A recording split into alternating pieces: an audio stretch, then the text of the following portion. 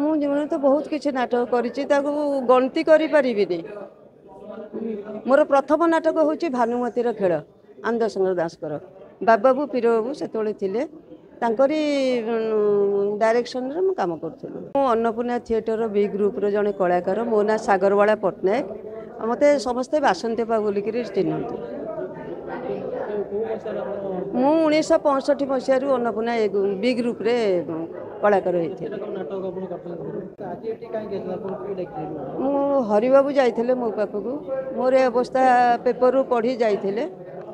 ସେ ଯାଇ କହିଲେ ଯେ ଆମେ ମାସକୁ 1000 ଟଙ୍କା ଲେଖିଦେବୁ, ଗୋଟେ ସାହାଯ୍ୟ କିଛି କରିବୁ, କିଛିଟା ସାହାଯ୍ୟ କରିବୁ।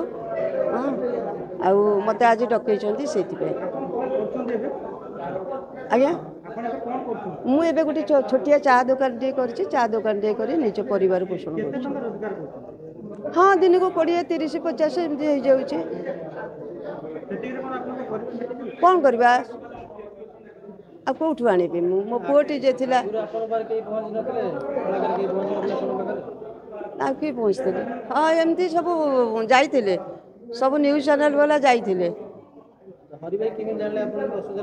ବୋଧେ ସେ କହିଲେ ଯେ ମୁଁ ପେପରରୁ ପଢ଼ିକିରି ଜାଣିଲି ବୋଲି।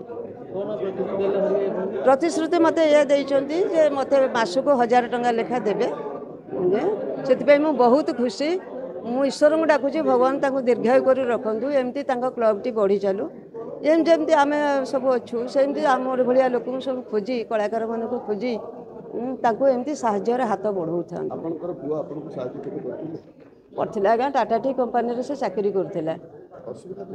ତାର ଘରକୁ ସେ ଯାଉଥିଲା 1918 ମସିହା ଡିସେମ୍ବର 12 ତାରିଖରେ।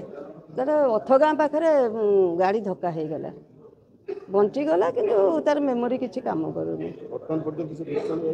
ନାଇଁ, ବୁଲୁଛି ଆଡ଼େ ସାଡ଼େ, ଜାଣିପାରୁନି କିଛି। ମାନସିକ ସନ୍ତୁଳନ ବୋହୂ ଅଛି, ନାତୁଣୀ 2ଟି ଅଛନ୍ତି। ବଡ଼ ନାତୁଣୀଟି ଏ ବର୍ଷ ମ୍ୟାଟ୍ରିକ ପରୀକ୍ଷା ଦେବ, ଆଉ ସାନଟି 5ମରେ ପଢ଼ୁଛି। ହଁ ଆଜ୍ଞା। ଆଜ୍ଞା, ନାଇଁ, କେବେ ଭାଙ୍ଗି ପଡ଼ିନି। ନା, ମୁଁ କଷ୍ଟ ଲାଗେ ଯେତେବେଳେ ଏକୁଟିଆ ବସିଯାଏ, କେହି ନଥିବେ, ନିଜ ମନକୁ ମନ କଷ୍ଟ ଦିଏ, ପୁଣି ନିଜ ମନକୁ ବୁଝେଇ ଦିଏ। ସରକାରୀ ସାହାଯ୍ୟ ଆମକୁ 2000 ଟଙ୍କା ପେନସନ୍ ଦେଉଛନ୍ତି, ସେତିକି କଳାକାର ଭତ୍ତା, ଆଉ କିଛି ନାହିଁ। ଆଜି ହରି ଭାଇ ଦେବେ 1000। ହଁ ହଁ, ସେଥିରେ ଚଳିଯିବୁ। ମୁଁ ଚେଷ୍ଟା କରିବି ଚଳିବା ପାଇଁ।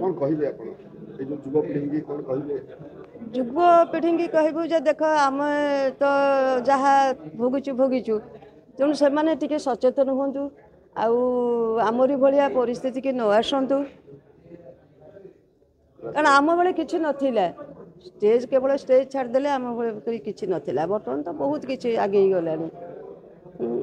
ଆଉ ସେମାନେ ଯେତେବେଳେ ଆପଣ ବାହାରିଥିଲେ ଅନ୍ନପୂର୍ଣ୍ଣା ଥିଏଟର ମାଧ୍ୟମରେ ଯାତ୍ରା ଜଗତକୁ ବାହାରିଥିଲେ, ସମାଜରେ ବହୁତ ଟାହୁଲି ତାପରେ ଆପଣ ଶୁଣିଥିବେ। ହଁ, ଶୁଣିଛୁ, ବହୁତ ଶୁଣିଛୁ।